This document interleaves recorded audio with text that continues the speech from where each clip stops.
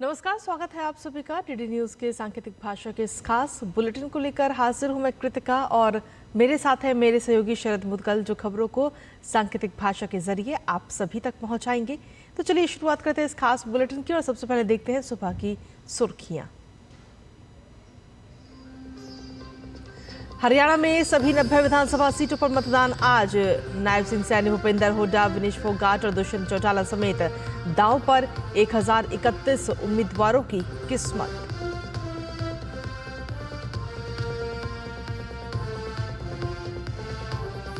PM Modi आज महाराष्ट्र को देंगे करीब 56,000 करोड़ की विकास परियोजनाओं की सौगात। मेट्रो ट्रेन को दिखाएंगे हरी झंडी। पीएम किसान सम्मान निधि की किस्त भी करेंगे जारी।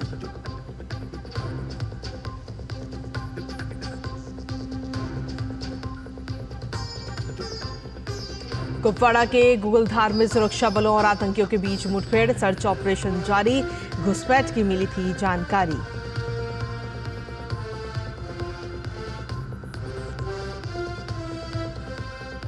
छत्तीसगढ़ के बस्तर में मारे गए 30 नक्सली, बड़ी संख्या में हथियार भी बरामद। गृह मंत्री अमित शाह ने कहा, मार्च 2026 तक नक्सलवाद से मुक्त होगा देश।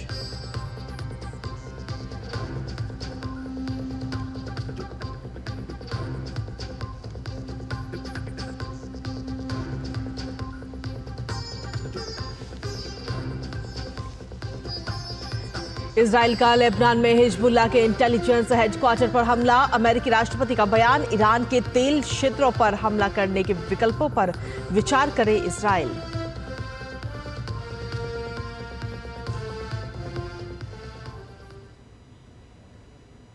तो ये थी सुबह की सुर्खियां और सुर्खियों के बाद अब खबरों में विस्तार से बात करेंगे। हरियाणा की 90 विधानसभा सीटों पर आज सुबह 7 बजे से वोटिंग शुरू होगी, जहां आपको बता दें कि मतदान शाम 6 बजे थम जाएगा, 6 बजे तक चलेगा। और उसके बाद में चुनाव आयोग ने मतदान के लिए सभी जरूरी प्रक्रियाएं भी पूरी कर ली हैं और मतदान प्रक्रिया को सुचारू रूप से संपन्न कराने के लिए सुरक्षा के कड़े इंतजाम भी किए गए हैं। हरियाणा में 2 करोड़ से ज्यादा मतदाता 20,632 बूथों पर मतदान करेंगे। आपको बता दें कि इस बार चुनाव में 1031 उम्मीदवार अपनी किस्मत आजमा रहे हैं, जिसमें से 101 महिला उम्मीदवार हैं, जबकि 930 पुरुष उम्मीदवार। इस बार हरियाणा में दिलचस्प मुकाबला है। सत्ताधारी दल भाजपा राज्य में तीसरी बार सरकार बनाने के लिए मैदान में उतरेगी, तो वहीं कांग्रेस लंबे समय बाद राज्य की सत्ता में वापसी की उम्मीद में है। वहीं आम आदमी पार्टी, इनेलो बसपा और जजपा आसपा के उम्मीदवारों की भी किस्मत ईवीएम में आज कैद हो जाएगी। इसके बाद में वोटों की गिनती 8 अक्टूबर को होगी, जिसके बाद तस्वीर साफ हो जाएगी कि भाजपा हैट्रिक लगाएगी या कांग्रेस भाजपा के गढ़ में सेंध लगाने के बाद वापसी करेगी।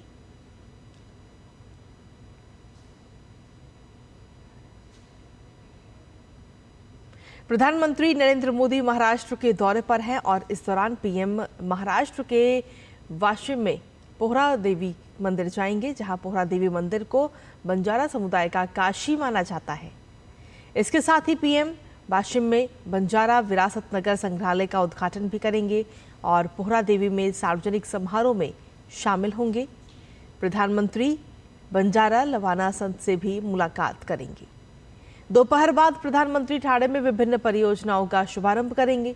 ठाणे में प्रधानमंत्री राज्य सरकार की मुख्यमंत्री लाडली बहन योजना और महिला सशक्तिकरण मिशन से जुड़े एक कार्यक्रम में हिस्सा लेंगे। साथ ही वो सांता क्रूज मेट्रो स्टेशन से मेट्रो ट्रेन और मेट्रो राइड को हरी झंडी दिखाकर भी रवाना करेंगे।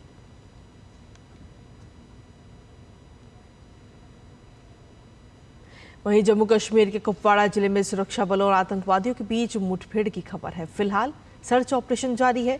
अधिकारियों के मुताबिक कल घुसपैठ की खुफिया जानकारी के आधार पर भारतीय सेना और जम्मू कश्मीर पुलिस ने कुपवाड़ा के गुगलधार में एक संयुक्त अभियान शुरू किया था।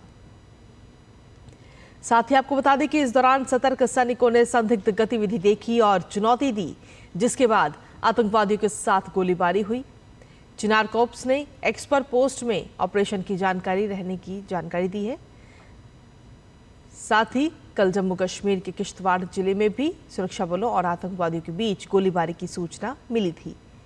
अधिकारियों ने बताया कि आतंकवादियों की मौजूदगी के बारे में विशेष खुफिया जानकारी मिलने के बाद सुरक्षा बलों ने किश्तवाड़ जिले के चटरू गांव में एक संयुक्त तलाशी अभियान चलाया था। इससे पहले 29 सितंबर को जम्मू कश्मीर के राजौरी जिले में सुरक्षा बलों और आतंकवादियों के बीच मुठभेड़ हुई थी।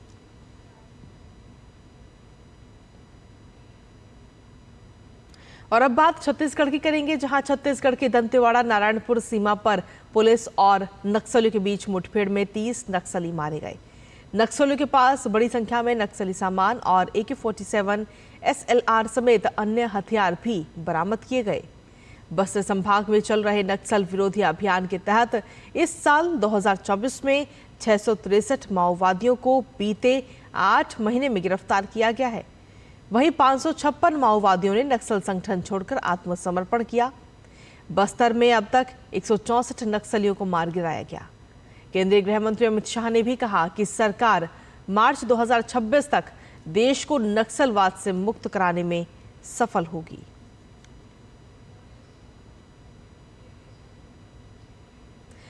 वहीं छत्तीसगढ़ के मुख्यमंत्री विष्णुदेव साय ने नक्सल एनकाउंटर को लेकर मुख्यमंत्री निवास पर कल रात हाई लेवल मीटिंग बुलाई, जिसमें आगे की रणनीति पर भी चर्चा की गई।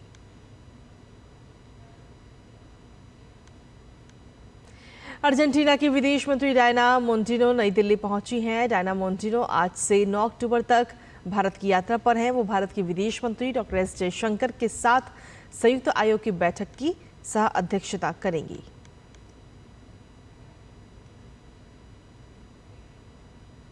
वहीं लेबनान के दक्षिणी क्षेत्र में इजरायली सेना और हिजबुल्लाह लड़ाकों के बीच भीषण लड़ाई जारी है।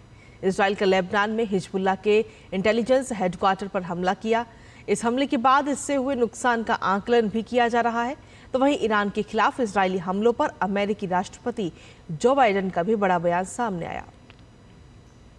उन्होंने कहा कि उनका प्रशासन ईरान के तेल संयंत्रों पर संभावित इजरायली हमलों पर चर्चा कर रहा है।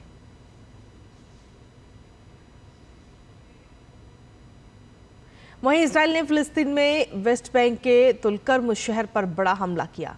फिलिस्तीन ने बयान जारी किया कि उसने हमास के आतंकवादी संगठन के एक प्रमुख स्थानीय कमांडर जाही यासर ऑफी सहित करीब 8 लोगों को मार गिराया है। आपको बता दें कि बैरूत में इजरायली सेना की ओर से लगातार हमले जारी हैं।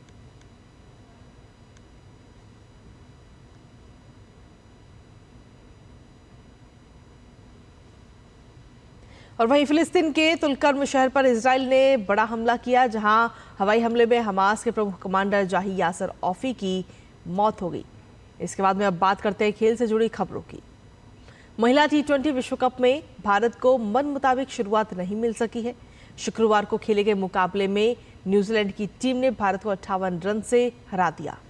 भारतीय टीम को जीत के लिए 161 रन की दरकार थी, लेकिन टीम 19 ओवर में 102 रन पर ही सिमट गई। न्यूजीलैंड की ओर से रॉस मैरी मेयर ने सबसे ज्यादा 4 विकेट लिए। भारतीय टीम के इस मुकाबले में क्या हालत रही, इसका अंदाजा इसी बात से लगाया जा सकता है कि भारत की ओर से सबसे ज्यादा 15 रन कप्तान हरमनप्रीत कौर ने बनाए। इससे पहले मैच में न्यूजीलैंड ने टॉस जीतकर पहले बल्लेबाजी करने का फैसला किया। न्यूजीलैंड ने 4 विकेट खोकर 160 रन बनाए। न्यूजीलैंड की ओर से कप्तान सोफी डिवाइन ने 57 रन की नाबाद पारी खेली।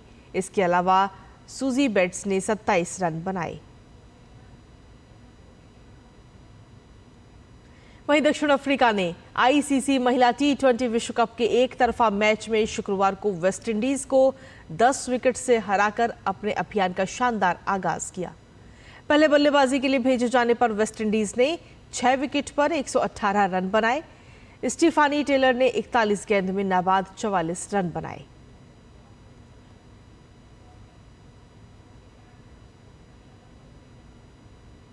और इसी के साथ फिलहाल सांकेतिक भाषा के इस खास बुलेटिन में मुझे, मेरे सहयोगी शरद मुदगल और हमारी टीम को दीजिए अनुमति। नमस्कार।